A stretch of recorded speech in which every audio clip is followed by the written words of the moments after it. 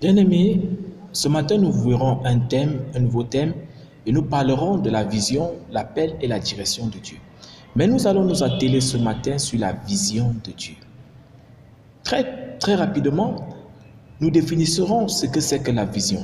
La vision peut se définir tout simplement comme étant le plan qui a été établi et prédestiné par Dieu pour notre vie. Alléluia. Dans le livre de Jérémie, chapitre 1, verset 5, là-bas la Bible dit « Jérémie, avant que je ne t'eusse formé dans le sein de ta mère, je te connaissais et je t'avais établi prophète des nations. » Je te connaissais. Quelle merveilleuse nouvelle d'apprendre que Dieu connaissait déjà Jérémie avant qu'il ne soit formé dans le ventre de sa mère. C'est-à-dire avant que son père et sa mère n'eussent pensé se rencontrer, Dieu connaissait déjà Jérémie. Avant que son père et sa mère n'eussent pensé se marier, Dieu connaissait déjà Jérémie. Avant que son père et sa mère n'eussent pensé s'accoupler, afin que le premier spermatozoïde de son père va et rencontre l'ovule afin de former le premier œuf appelé zygote, Dieu connaissait déjà Jérémie. Jérémie avait déjà été bien avant pensé dans l'intelligence de la dimension de Dieu. Alléluia! Et Dieu ne s'est pas limité à la seule dimension de la connaissance de la personne de Jérémie. Mais à cette connaissance-là, il a attribué un objectif et un but. Et je t'ai établi comme prophète des nations, Jérémie. Et je t'ai établi comme prophète des nations, Jérémie.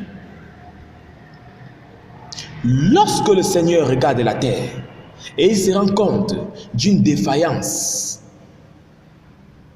à l'instant T, il prépare déjà un homme. Il prépare déjà un homme qui va envoyer à son temps pour résoudre cette défaillance. Personne n'est né de Dieu par erreur. Même si tes parents ne t'ont pas désiré et que Dieu a permis que tu sois porté dans le ventre d'une femme, c'est qu'un jour, lui, Dieu, il t'a désiré. Même si tes parents t'ont rejeté, même si tu n'es pas agréé au milieu de ta famille, on dit non, c'est un enfant bâtard, c'est un enfant à part, ce n'est pas un enfant qui respecte les normes de notre religion, les normes de notre coutume, comme nous avons l'habitude de voir.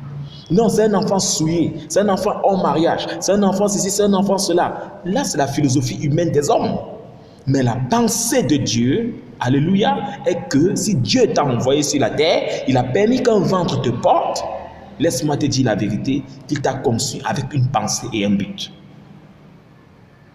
Et lorsque tu arrives sur la terre, lorsque les hommes te traitent d'erreur, dis-leur toujours, ou en dis en toi-même, que tu n'es pas une erreur, mais toi tu es un produit fini de Dieu, et que Dieu t'a envoyé pour accomplir une tâche bien spécifique.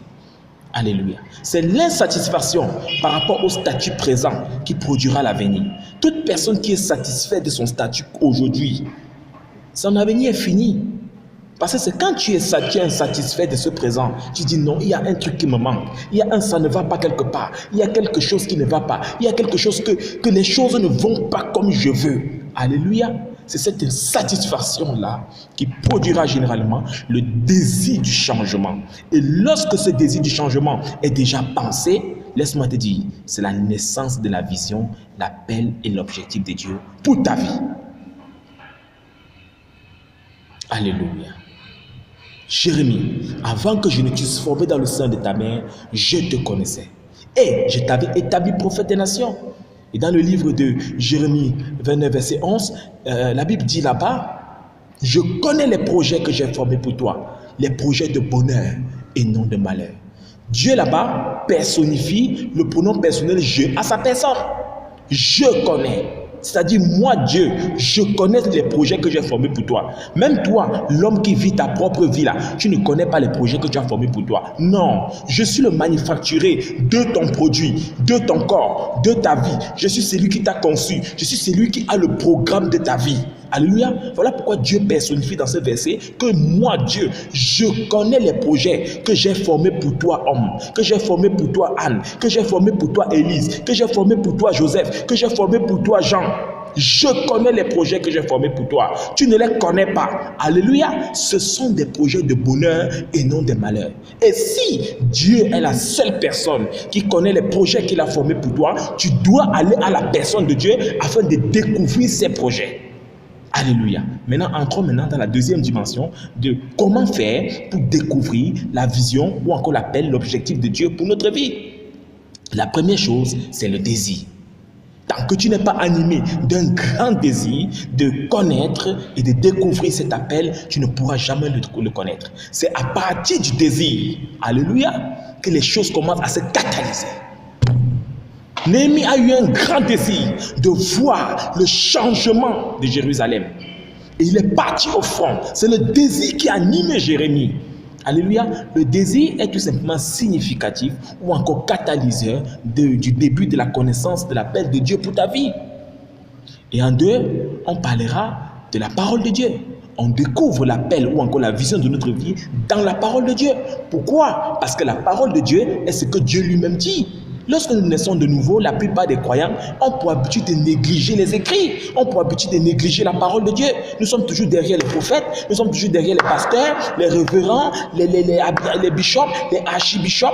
C'est bien beau. Nous avons besoin des mentors spirituels, ceux dont Dieu a fait passer dans le feu, afin qu'ils acquièrent une expérience pour nous guider aujourd'hui. Nous avons besoin d'eux.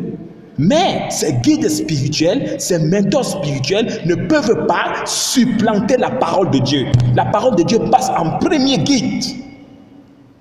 Alléluia. Ton premier guide, c'est la parole de Dieu. Tu dois avoir ta parole. Tu dois avoir la parole de Dieu, toujours au chevet du lit. Voilà pourquoi le livre de Josué 1:8 dit que ce livre de la loi ne s'éloigne point de ta bouche. Ne s'éloigne point de ta bouche. Il ne se limite pas là. Quand il dit ne s'éloigne point de ta bouche, là il est en train de parler la parole de Dieu. Alléluia. Et la partie B du verset dit, médite-le jour et nuit. Donc c'est quand tu médites la parole jour et nuit que tu pourras avoir la connaissance et la parler, la prononcer, la verbaliser. Alléluia. Que ce livre de la loi ne s'éloigne point de ta bouche. Médite le jour et nuit et mets-y en pratique tout ce qui est écrit, c'est ainsi que tu réussiras. Pourquoi nous cherchons toujours la réussite au nord, au sud, à l'est, à l'ouest? La parole de Dieu a déjà des instructions, renferme déjà des instructions capables de nous rendre émergents. Et c'est dans la parole de Dieu que tu pourras découvrir l'objectif de ta vie, le ce pourquoi Dieu t'a créé. Une fois que tu découvres le ce pourquoi Dieu t'a créé, bien aimé, et que tu commences à t'investir comme tel, en ce moment, l'épanouissement vient, l'inquiétude disparaît, le vice disparaît, l'ennui disparaît. Mais quand tu commences à œuvrer dans l'appel de Dieu, avec ou sans salaire, tu es épanoui. Avec ou sans argent, tu es épanoui. Avec ou sans ceci, tu es épanoui. Pourquoi? Parce que tu es localisé d'après l'appel de Dieu, d'après la vision de Dieu, d'après l'objectif de Dieu, d'après l'émotion de Dieu pour ta vie. Alléluia. Et la troisième dimension pour découvrir la vision et l'appel de Dieu pour notre vie, c'est le Saint-Esprit. Jésus a dit, je ne vous laisserai pas orphelin, je vous enverrai le Saint-Esprit. Moi, Jésus, je m'en vais au ciel. Je vais m'asseoir là-bas, à la droite du Père. Mais je ne vous laisserai pas orphelin. Je vais vous envoyer le Saint-Esprit. Lui, quand il sera venu, alléluia, il vous enseignera toutes choses. Il habitera en vous. Voilà pourquoi Jean-Baptiste a dit que je réduise afin qu'il croisse. Le Saint-Esprit est déjà en nous en tant que croyants. Quelle merveilleuse nouvelle! Jésus nous a donné le Saint-Esprit. Mais nous sommes toujours, au lieu d'aller prendre conseil au Saint-Esprit qui vit au-dedans de nous, se fier à ce Saint-Esprit-là, lui remettre tous les bâtons de commandement de notre vie, afin de dissocier, de disparaître, afin que le Saint-Esprit croisse en nous et qu'il puisse diriger notre vie en fonction de lui et du plan de Dieu. Nous sommes toujours en train de nous inquiéter, d'aller du nord au sud, l'est à l'ouest, rechercher ceci, la richesse, rechercher ceci, rechercher cela, le mariage, rechercher. Le Saint-Esprit qui vit au-dedans de nous est notre coach. Le Seigneur ne nous a pas laissés orphelins. Il a investi en nous un talent. Il a investi en nous. Il est venu habiter en nous. Quand tu dis je suis porteur de la nature de Dieu, tu parles de quoi? Je vois certains croyants qui ont le plaisir de confesser leur mal, leur manque, leur disette, leur mal. Non, je suis malade. Non, je suis pauvre. Je suis né pour accompagner les autres. Je suis venu errer ça et là. Je toujours le néfaste, le néfaste, le néfaste. La Bible dit que quoi? Que tu mangeras les fruits de ta bouche. Tu mangeras les fruits de ta bouche, bien-aimé. Alléluia. Le Saint-Esprit qui vit au-dedans de toi, laisse ce Saint-Esprit prendre le large.